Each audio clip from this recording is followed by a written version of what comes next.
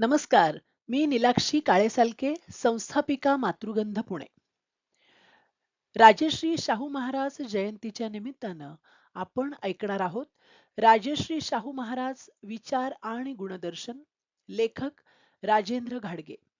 मनोगत.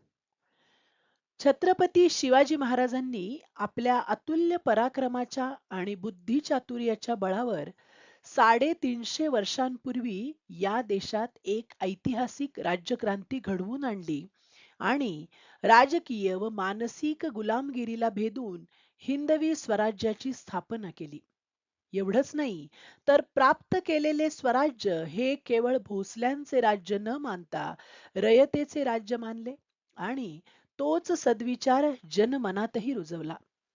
रयतेस काडीचाही आजार द्यावयाची गरज नाही, असे छत्रपती शिवाजी महाराजांनी आपल्या सैन्य अधिकाऱ्यांना ठणकावून सांगितले होते. छत्रपती शिवरायांनी रुजविलेली स्वराज्याची हीच आदर्श मूलतत्वे राजश्री शाहू महाराजांनी करवीर संस्थांचे अधिपती म्हणून आपल्या कार्यकालात अंमलात आणली होती आणि गोरगरीब, उपेक्षित व अस्पृश्य समजल्या जाणाऱ्या प्रजेची मोठ्या निस्पृह भावनेने अखंड काळजी वाहिली होती.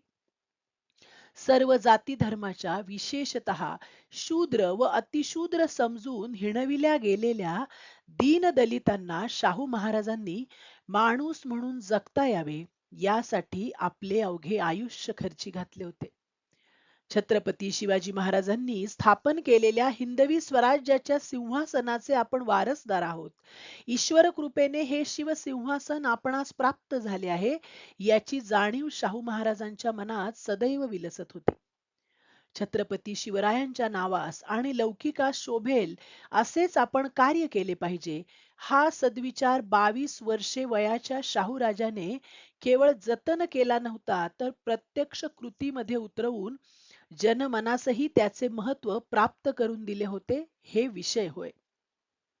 अस्पृश्य निवारण व शिक्षण विषयक सुधारणांच्या बाबतीत आद्य समाज सुधारक महात्मा ज्योतिराव फुले यांच्या विचारांचा कृतिशील वारसा शाहू राजांनी पुढे चालवला, हे खरेच आहे. शाहू महाराज स्वतः छत्रपती शिवाजी महाराजांना आपले दैवत मानित होते. हिंदवी स्वराज्य उभारताना राजकीय क्रांती घडवून आणण्यासाठी व नवराज्य निर्मितीसाठी शिवाजी राजांनी आपले संपूर्ण आयुष्य कारणी लावले. परंतु त्यांना लाभलेल्या अल्पायुष्यामुळे सामाजिक व धार्मिक क्षेत्रामध्ये फार मोठी क्रांती करण्यास त्यांना फुरसत लाभली नाही. बदलत्या परिस्थितीमध्ये शाहू महाराजांनी इंग्रज सरकारचे मतपरिवर्तन घडवून आणले. तसेच बहुजन समाजातील भूमिपुत्रांसाठी विविध विकास कामे, सोयी, सुविधा राबवल्या. शैक्षणिक, सामाजिक, कृषी, कला, क्रीडा, व्यापार, उद्योग आदी क्षेत्रात प्रचंड सुधारणा प्रत्यक्ष करून दाखवल्या आणि गोरगरीब प्रजेची सामाजिक, मानसिक तसेच शारीरिक गुलामगिरीतूनही सुटका केली.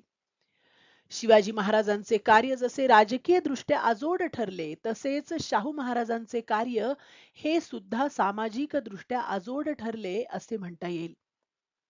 राजश्री शाहू छत्रपतींना केवळ 48 वर्षांचेच आयुष्य लाभले.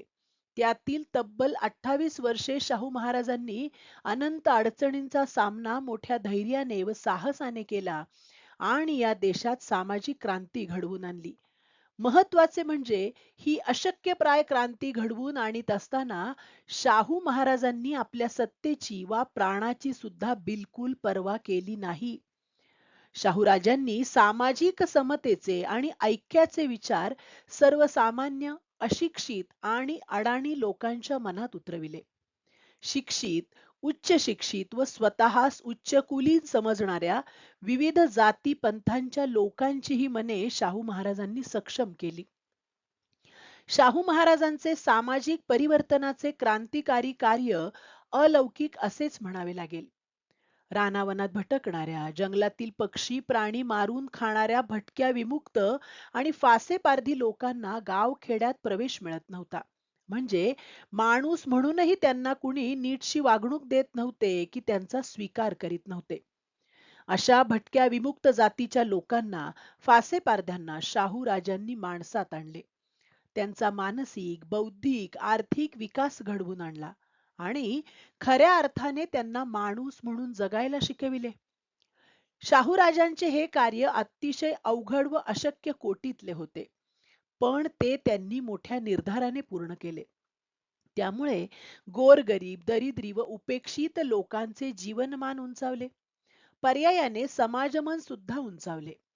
अनेक स्त्री पुरुषांच्या कौशल्यास, विद्वत्तेस शाहूराजांनी वाव मिळवून दिला.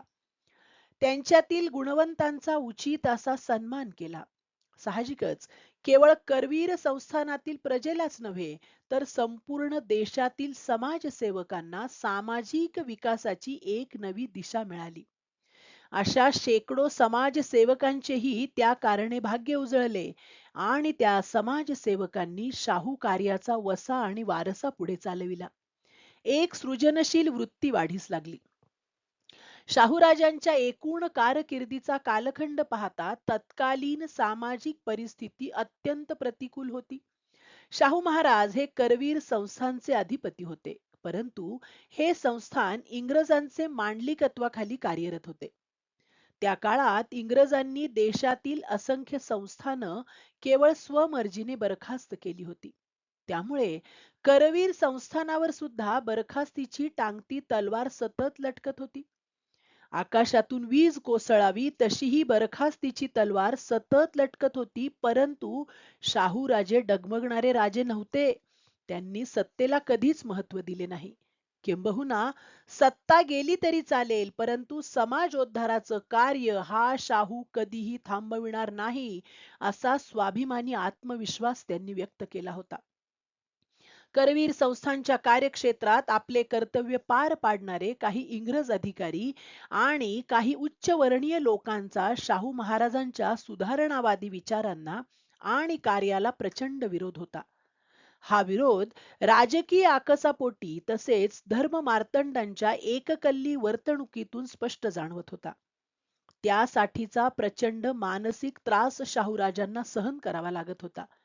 हे आपण जाणून घेतले पाहिजे. सामाजिक विषमता पराकोटीची वाढलेली होती. समाजमन विखारी आणि विषारी विचारांना बळी पडत होते. नवतरुणांसाठी उच्च शिक्षणाच्या फारशा सोयी सुविधा नव्हत्या, तर प्रतिकूल परिस्थितीवर मात करून उच्च शिक्षण घेणाऱ्या तरुणांना नोकऱ्या मिळत नव्हत्या. जातीभेदाची आणि वर्ण व्यवस्थेची मुळे लोकांच्या मनात अगदी खोलवर रुजलेली होती. त्या कारणे शाहू राजांना गोरगरीब आणि मागासलेल्या समाजाचा सर्वांगीण विकास करीत असताना प्रचंड मानसिक त्रास सहन करावा लागत होता. मात्र अशा पुरोगामी विचारधारेला प्रतिगामी विचारधारेच्या लोकांकडून जाणीवपूर्वक लक्ष केले जात होते आणि त्यांची हकनाक बदनामी केली जात होती. तशा प्रकारच्या बातम्या वर्तमानपत्रातून छापून शाहू महाराजांचे प्रसंगी चारित्र्य हननही केले जात होते. इतकंच नाही, तर शाहू महाराजांना ठार मारण्याचा कट सुद्धा रचण्यात आला. केवळ दैव बलवत्तर म्हणून शाहूराजे त्या संकटातून सही सलामत वाचले. इतक्या बिकट परिस्थितीमध्ये शाहू महाराजांनी कुणाचाही मुलाहिजा ठेवला नाही. प्रसंगी करवीर राज्याचे सिंहासन सोडेन, परंतु अस्पृश्य व मागासलेल्या समाजाचा मी विकास केल्याशिवाय राहणार नाही, असे शाहू महाराजांनी विरोधकांना व इंग्रज सरकारलाही अगदी ठणकावून सांगितले. शेती, शिक्षण, उद्योग, व्यापार, कला, क्रीडा, संगीत, नाट्यकला, चित्रपट तसेच सामाजिक क्षेत्रात शाहू महाराजांनी अत्यंत प्रेरणादायी व क्रांतिकारी कार्य केले. स्त्री शिक्षणासाठी विविध उपाययोजना केल्या. त्या अनुषंगाने महाराजांनी कायदेही तयार केले व त्याची अंमलबजावणी सुद्धा निर्धोकपणे केली. आणि असे क्रांतिकारी कार्य करीत असताना एखाद्या ऋषीहूनही अधिक विद्वान असलेल्या शाहू महाराजांनी आपले अनमोल असे विचार सुद्धा अनेकदा प्रकट केले.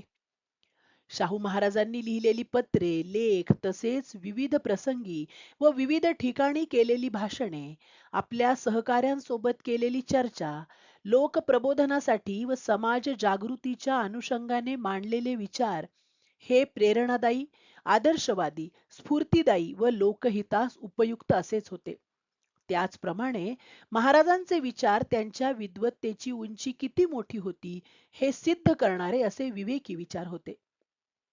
त्या दृष्टिकोनातून पाहता शाहू महाराज हे केवळ आपले तात्विक विचार व्यक्त करून किंवा भाषणे ठोकून मोकळे झाले नाहीत, तर ते विचार त्यांनी प्रत्यक्ष कृतीमध्ये उतरविण्यासाठी प्रचंड मेहनत घेतली.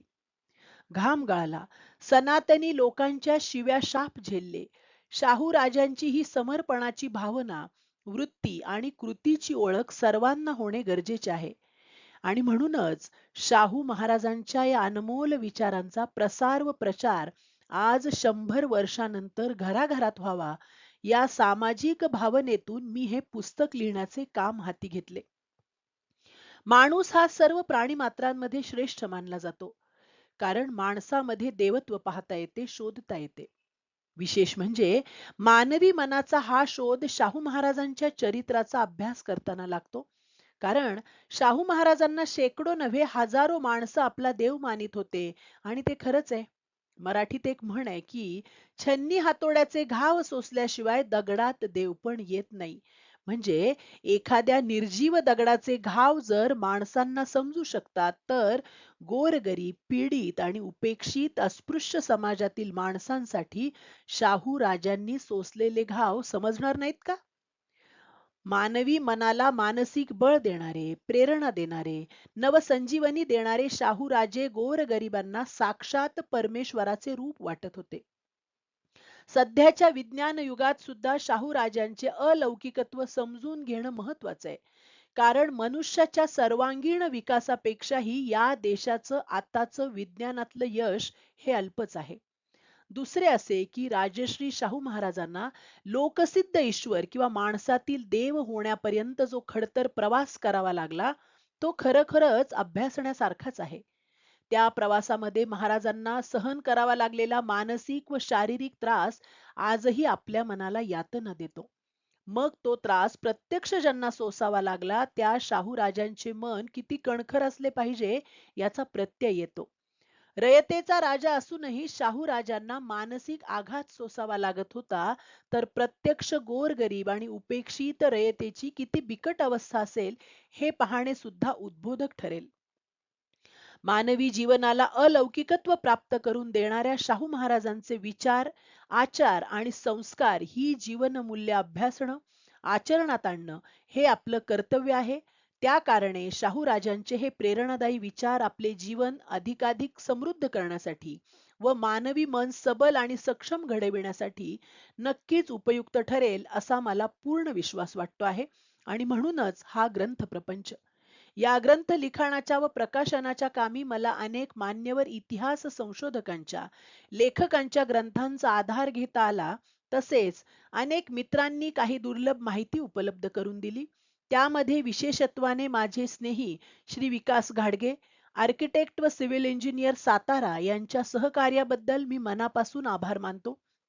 तसेच ज्येष्ठ इतिहास संशोधक व माझे मार्गदर्शक आदरणीय डॉक्टर जयसिंगराव पवार यांनी माझ्या या ग्रंथासाठी पुरस्कार लिहून मला आशीर्वाद दिला, ही गोष्ट माझ्यासाठी खूप मोठी आहे.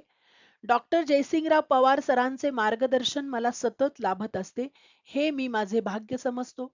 सरांच्या या प्रोत्साहनपर मार्गदर्शनाबद्दल मी त्यांच्याविषयी नम्रतेने कृतज्ञता व्यक्त करतो. तसेच हा ग्रंथ प्रकाशित करून राजश्री शाहू महाराजांचे विचार आणि गुणदर्शन घराघरात व मनामनात पोहोचविण्याची जबाबदारी लोकायत प्रकाशनच्या माध्यमातून माननीय श्री राकेश साळुंखे सर यांनी उचलली, त्याबद्दल मी त्यांच्या ऋणात राहणेच पसंत करतो. धन्यवाद. राजेंद्र मानसिंगराव घाडगे, सातारा. धन्यवाद.